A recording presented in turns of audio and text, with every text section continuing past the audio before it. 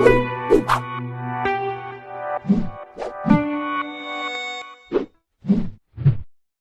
this video, we'll set up our solar system with the sun and a few planetary bodies. Our objective will be to create the game objects that make up the sun, the earth, and the moon, and to modify their transforms to set their position in three-dimensional space and their respective scale. Okay, here I am in Unity. I've got my project basically set up with my assets imported. So the first thing that I'm going to do is basically create my sun. So to do that, of course, you could use an external modeling program and model it and then import it, just like we imported the other assets.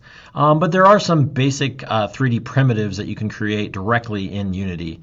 So under Game Object, you can go down where it says 3D Object, and of course our sun is just a sphere. So we're going to go ahead and create a sphere.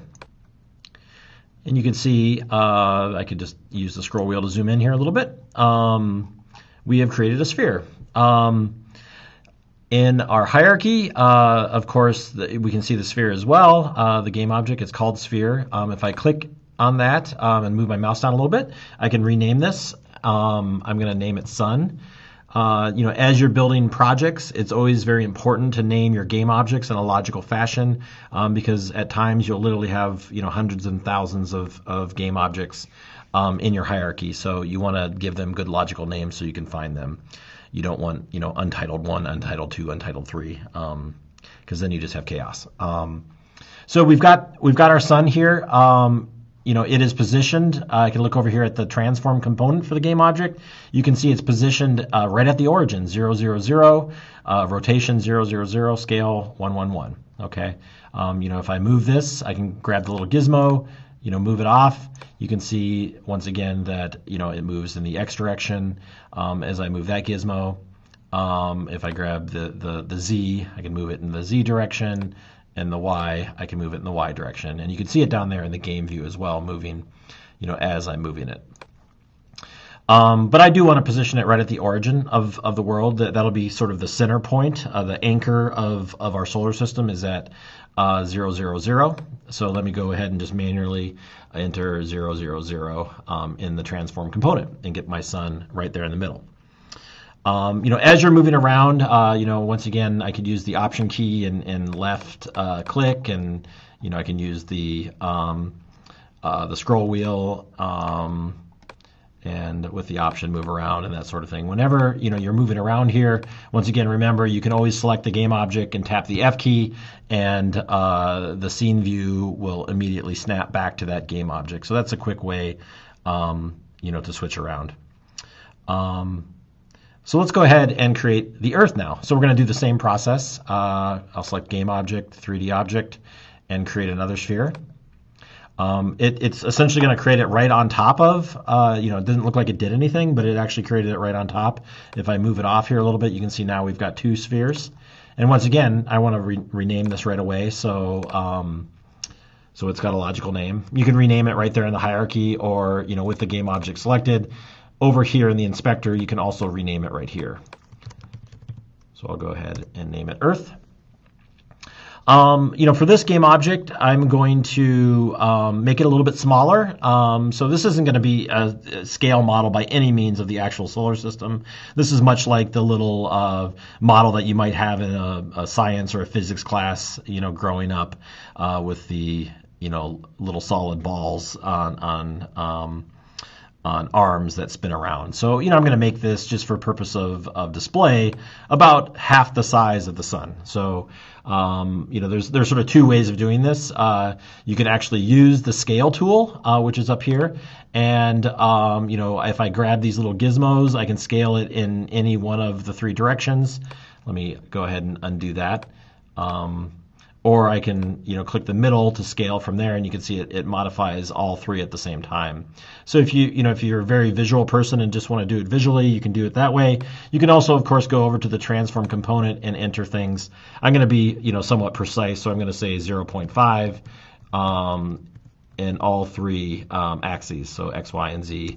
So it's roughly, or it's exactly 50% of the size of the sun in this model. Now I need to position it. So, I can manually, once again, if I go back to the move tool, so we looked at the scale tool, the move tool is the default, which is these 4 arrows. And, I can kind of move it out, just in the X direction as an example. Or I can move it wherever I want. But for purposes of example, once again, I'm going to be precise. So over here in the transform, I'm going to move it out 2 meters from the center of the world in the X direction. And leave it right at Y0 and Z0. Once again, at any point, we can kind of move our camera around to kind of see what we're doing. We could always, use the little gizmo here at the top to quickly snap. So if I click here, it does, a sort of a straight-on shot. It says from the back, and I could rotate around the left side, the front, the right side. I can do a top-down view. So now I'm looking top-down at the world. Or if you click back in the middle, it'll go back to perspective view, or I can just, manually drag to do that. Okay, so I can see both the sun and the Earth at the same time. And of course, this is not affecting my camera. My game camera always is the same here. We'll actually change the game camera here in a moment. So we're going to create one more planetary body. We're going to create the moon that will eventually orbit around the Earth. We could do the same process, but just to show, a different technique. Since I know it's going to be a sphere and it's going to be very similar to the Earth, I'm going to just select the Earth and go under Edit, Duplicate, or you could always use the shortcuts. On the Mac here, it's Command D. It's probably Control D on Windows. So I'll go ahead and duplicate that. You can see it made another Earth, called it Earth 1. Immediately, I'm going to rename that so it's not confusing, and I'll call it the moon. Once again, it's right on top of the Earth, so it essentially looks like one sphere now, but I can drag it out just to see that it is different. Once again, I want to change the size. This is going to be about 10% of the normal size, so we can do 0.1, 0.1, 0.1 in all 3 directions, so it maintains as a sphere. And once again, we need to position it. We can do this by hand, let's say 1.5, and maybe we'll place the Earth, somewhat between the sun, 1.5 meters out from 0, 0, 0, and the Earth, I think, was at 2 meters out from 0, 0, 0. So the last thing I want to do is play with my camera a little bit. The camera, if I select, we got that for free with the untitled scene.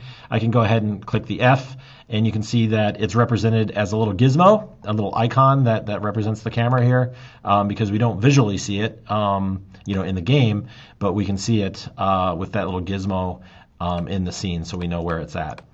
The camera right now is positioned at 0, 1 meter high, and -10. So, I want to basically have it right on the same plane as rest of the world. So, I'm going to move it down 1 meter, so back down to 0. And, it's a little bit far away right now at -10 meters from the origin. So I'm going to put it at -3. And you can see my game view immediately changed. It's a lot closer in with the sun right at the middle, then the moon, and then the Earth. We'll leave the camera at 0, 0, 0 rotation and just a regular scale. So the last thing I'm going to do is actually save my scene because you never know when computers might crash. So I'm going to go ahead and say File, Save Scene.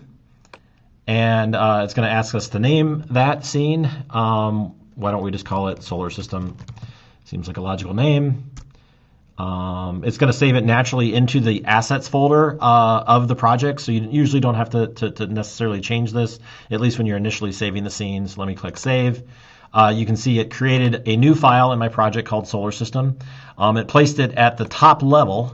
For a small project, that's fine. If you have a complex project, I do highly recommend organizing your project's folder, your assets folder in a very logical fashion. So you can see we've got scripts, sounds, and textures. I'm going to go ahead and click the little Create drop-down and create a new folder. And I'm going to name this Scenes as a folder to keep my scenes. And I could go ahead and drag and drop my Solar System scene into that folder. So now within that folder, I've got the solar system. So, if ultimately we build many different scenes in our project, we would, of course, save those all in the scenes folder. In the next video, we'll get our solar system moving through the use of behaviors attached to the planetary game objects.